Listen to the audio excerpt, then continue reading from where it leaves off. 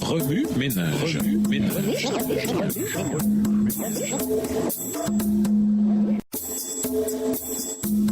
Remue ménage.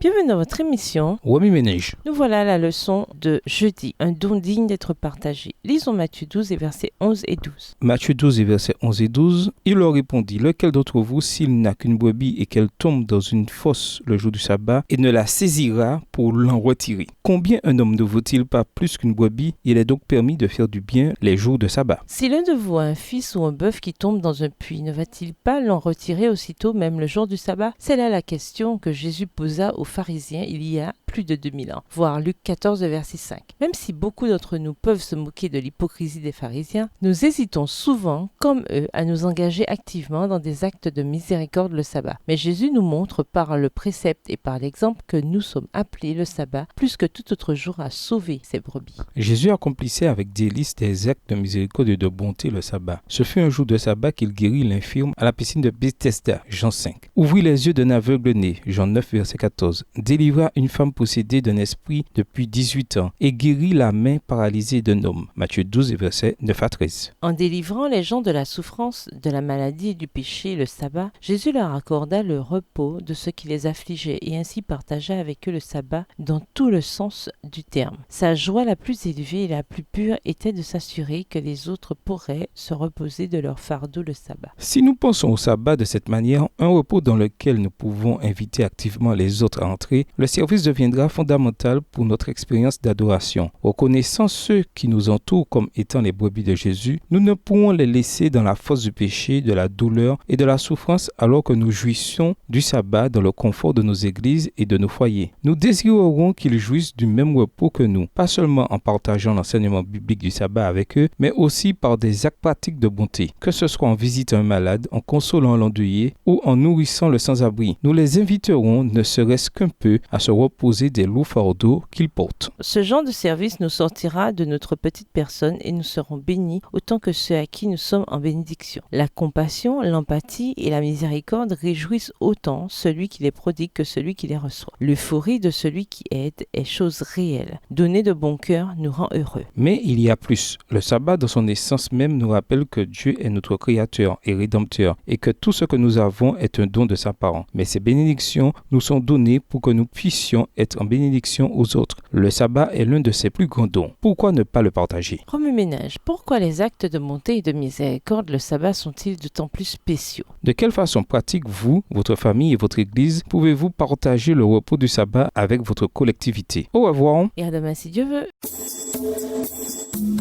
Remue ménage. Remue ménage.